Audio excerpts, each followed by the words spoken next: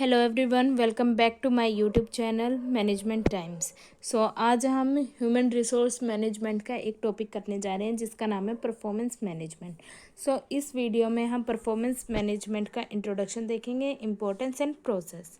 Let's start. Performance management देखने से पहले हम मीनिंग देख लेते हैं। परफॉर्मेंस का मीनिंग क्या होता है? अगर हम इन सिंपल टर्म समझें तो कोई भी पर्सन या फिर कोई भी, अगर ऑर्गेनाइजेशन के टर्म्स में समझे, अगर कोई भी एम्प्लॉय या वर्कर कुछ भी टास्क या अपना जॉब परफॉर्म करता है और उसके बाद जो उसकी प्रोडक्टिविटी आती है वो उसकी परफॉर्मेंस होती है। तो फिर जो ये परफॉर्मेंस है इसको मैनेज कैसे किया जाता है, उस प्रोसेस को हम कहते हैं परफॉर्मेंस मैनेजमेंट। हम परफॉर्मेंस मैनेजमेंट को एक कॉरपोरेट मैनेजमेंट टूल कह सकते हैं जो कि मैनेजर्स को हेल्प करता है एक एम्प्लॉय के वर्क को इवेल्युएट और मॉनिटर करने में कि वो एम्प्लॉय जो है उसकी जो परफॉर्मेंस है या फिर जो वो वर्क कर रहा है वो सही से कर रहा है, या फिर जो स्टैंडर्ड्स हमने सेट किए, जो हमारी ऑर्गेनाइजेशन की एक्सपेक्टेशन है कि इतना काम होना चाहिए, वो उसे फुलफ़िल कर पा रहा है या नहीं। तो परफॉर्मेंस मैनेजमेंट का मेन गोल होता है एक ऐसा एनवायरनमेंट क्रिएट करना जहाँ पर कि जो एम्प्लॉयज़ या वर्कर्स हैं वो अब जो भी उनकी एबिलिटीज़ है या स्किल्स हैं उनको यूज़ करके पूरा अपना 100% आउटपुट दे पाएँ और highest quality work efficiently and effectively produce या परफॉर्म कर पाएँ। अगर हम सिंपल टर्म्स में देखें तो परफॉर्मेंस मैनेजमेंट एक कंटिन्यूस प्रोसेस है जहाँ पर कि कम्युनिकेशन होती है, फीडबैक होता है एक सुपीरियर और सबॉर्डिनेट या फिर एक मैनेजर और एम्प्लॉय के बीच में, कि जो ऑर्गेनाइजेशन के ऑब्जेक्टिव्स हैं उनको कैसे अचीव करना है या फिर जो भी परफॉर्मेंस है वो ऑर्गेनाइजेशन के ऑब्जेक्टिव के टूवर्ड अलाइन कैसे होगी। Here are some importance of performance management. कि परफॉर्मेंस मैनेजमेंट क्यों ज़रूरी है ये हम देखते हैं। तो first is future proofing your workforce skills.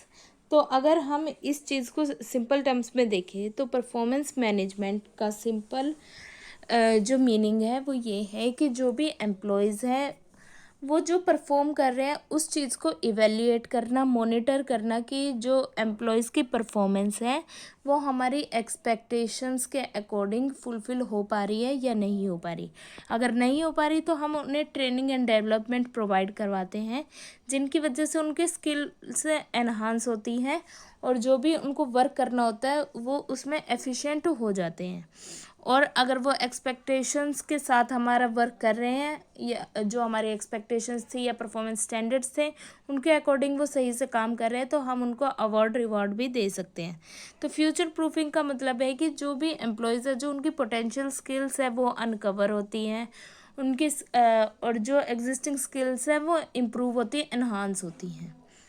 Second is increased employee engagement.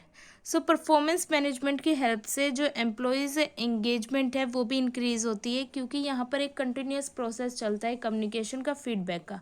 अगर किसी एम्प्लॉय को कोई प्रॉब्लम है या फिर उसे अपनी परफॉर्मेंस उसकी जो है वो सही से परफॉर्म नहीं कर पा रहा है तो फिर जो ऑर्गेनाइजेशन है या जो सुपीरियर्स हैं वो उन्हें ट्रेनिंग्स प्रोवाइड करवाते हैं या गाइडेंस प्रोवाइड करवाते हैं या उनसे डिस्कशन करते हैं कि वो अपनी परफॉर्मेंस को कैसे इम्प्रूव कर पाएंगे।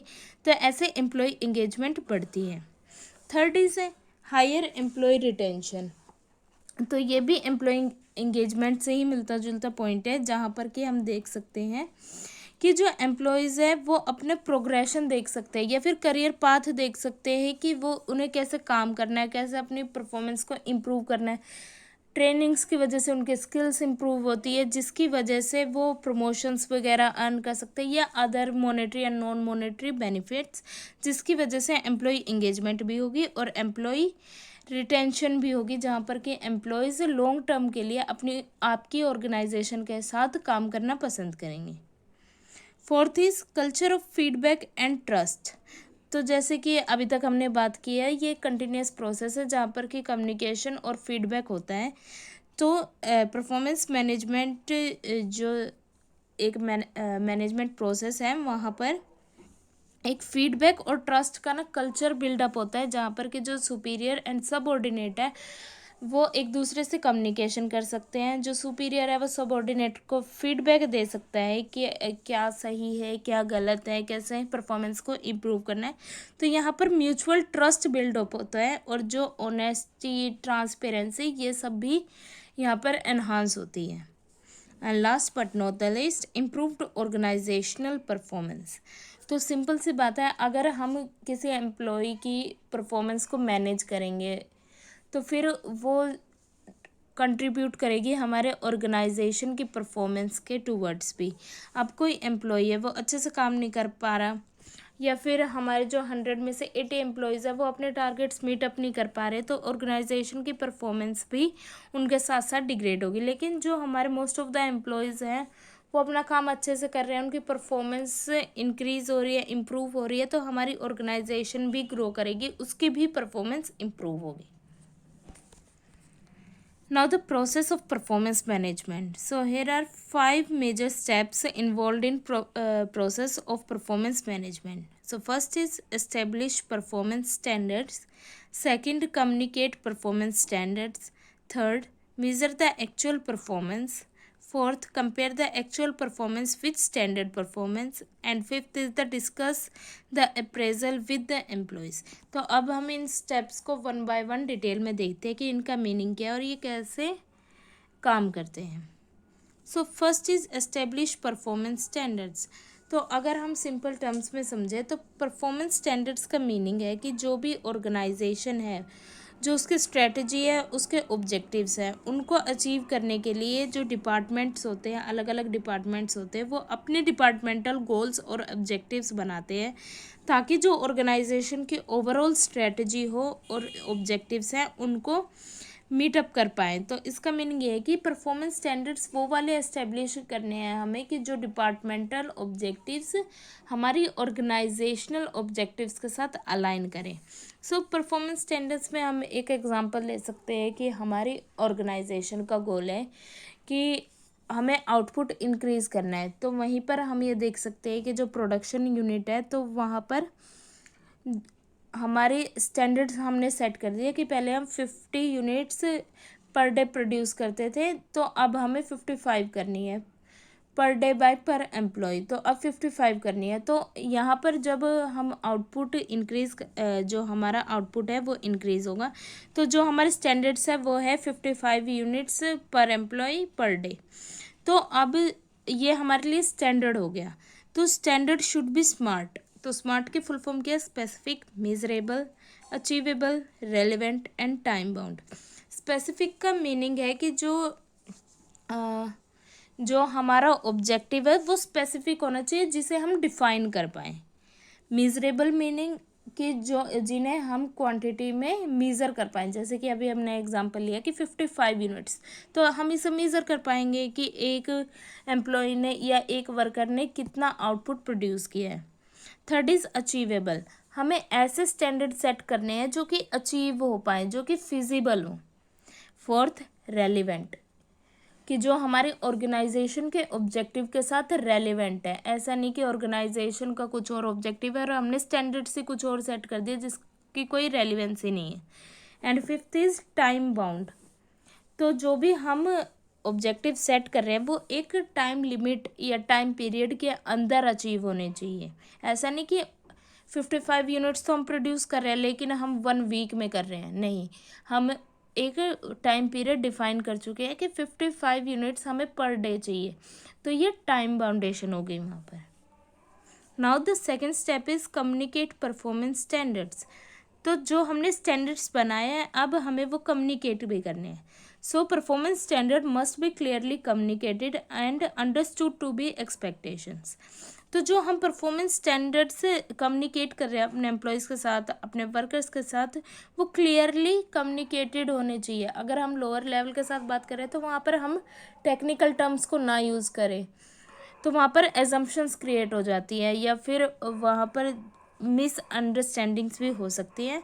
और इस तरह से कम्युनिकेट करें कि जैसा हम उन्हें समझाना चाहते हैं सामने वाला भी बिल्कुल वैसे ही उस चीज़ को समझे। वहाँ पर कोई भी कम्युनिकेशन गैप नहीं होना चाहिए। तो ये हो गया communicate performance standards. Now third is the measure actual performance. जैसा कि नाम से ही समझ आ रहा है कि जो एम्प्लॉयज़ की एक्चुअल परफॉर्मेंस है उसको मेज़र करना कि वो कितना, उनकी परफॉर्मेंस क्या है, वो कितनी प्रोडक्टिविटी दे पा रहे हैं। जैसा कि यहाँ पर लिखा है, performance that is expressed in numeric terms, for example cost, quantity, quality, timeliness is relatively easy to measure. तो जो कि परफॉर्मेंस न्यूमेरिक टर्म्स में होती है उसे मेज़र करना बहुत ईजी होता है एज़ कम्पेयर टू जो कि परफॉर्मेंस क्वालिटेटिव टर्म्स में होती है। जैसे कि यहाँ पे लिखा है सॉफ्ट स्किल्स, जैसे कि communication, customer service and leadership. तो ये डिफ़िकल्ट होता है इवेल्युएट करना क्योंकि ये न्यूमेरिक टर्म्स में नहीं होती। तो हमें यहाँ पर यह देखना है कि that what is measured is probably more critical than how an aspect is measured. तो ये यहाँ पर इम्पोर्टेंट चीज़ ये है कि हमें क्या मेज़र करना है, ना कि ये कि हम उसे मेज़र कैसे करेंगे। तो मेज़रमेंट ज़्यादा ज़रूरी है और हमारा हमेशा फोकस ये होना चाहिए measuring what matters rather than measuring what is easy to measure. तो जैसे कि जो हमारी जॉब प्रोफाइल होगी या फिर जो एम्प्लॉय की जॉब होगी उसके ऊपर डिपेंड करता है कि हमें उनकी परफॉर्मेंस किन टर्म्स में मेज़र करनी है, क्या वो क्वालिटेटिव होगी या क्वांटिटेटिव होगी। ना कि ये देखना कि क्वांटिटेटिव मेज़र करना इजी है तो हम सिर्फ क्वांटिटेटिव चीज़ें मेज़र कर रहे हैं, नहीं, क्वालिटेटिव भी ज़रूरी है और क्वांटिटेटिव चीज़ें भी ज़रूरी हैं मेज़र करना। Now the fourth step is compare actual performance to standard performance. अब हमें ये देखना है कि जो एम्प्लॉयज़ की एक्चुअल परफॉर्मेंस है क्या जो हमारे सेट स्टैंडर्ड्स हैं उनके साथ मैच कर रही है। मतलब कि जैसे कि अभी हमने एग्जांपल लिया था कि 55 यूनिट्स प्रोड्यूस करना है पर एम्प्लॉय पर डे। तो क्या हमारे जो वर्कर्स या एम्प्लॉयज़ हैं वो उस चीज़ को मीट कर पा रहे हैं जो हमने ऑब्जेक्टिव सेट किया था या स्टैंडर्ड सेट किए थे। कि कुछ जो वर्कर है वो 55 मीट कर रहे हैं यानी वहाँ पर कोई डेविएशन नहीं है, और कुछ वर्कर्स है जो सिर्फ 40 यूनिट्स प्रोड्यूस कर पा रहे हैं। तो वहाँ पर जो हमारे एक्सपेक्टेड या स्टैंडर्ड परफॉर्मेंस थी वो मीटअप नहीं हो रही है क्योंकि एक्चुअल परफॉर्मेंस कम है और स्टैंडर्ड परफॉर्मेंस ज़्यादा थी। तो ये चीज़ें हम कैसे कर सकते हैं, by evaluating and analysis of data related to employees performance. तो जो भी एम्प्लॉयज़ की परफॉर्मेंस होती है उसको हम डॉक्यूमेंटेशन की हेल्प से मतलब कि कंपेयर कर सकते हैं हम, क्योंकि डेली बेसिस पे या वीकली मंथली बेसिस पे रिकॉर्ड कर सकते हैं कि हर एम्प्लॉय कैसा परफॉर्म कर रहा है, क्या उसकी प्रोडक्टिविटी है। तो वो हमें हेल्प करेगा इवेल्युएट और एनालिसिस करने में कम जो हमारी एक्चुअल परफॉर्मेंस है और स्टैंडर्ड परफॉर्मेंस है उनको कंपेयर करने में भी। Now the fifth step is discuss the appraisal with employees. The result of the appraisal is communicated and discussed with the employees on one basis. The focus of the discussion is on communication and listening. The results, problem and possible solutions are discussed with the aim of problem solving and reaching consensus. तो अगर हम इस step को बोले तो हम यहाँ पर फीडबैक भी बोल सकते हैं कि जो एम्प्लॉयज़ अच्छा नहीं कर पाए तो हम उनके साथ डिस्कस कर सकते हैं उनकी परफॉर्मेंस की, आपकी परफॉर्मेंस कम थी स्टैंडर्ड्स के कंपैरिजन में और यहाँ पर आपको क्या प्रॉब्लम आई, या फिर हम अगर उनको ट्रेनिंग की ज़रूरत है तो उन्हें ट्रेनिंग प्रोवाइड करवा पाएंगे।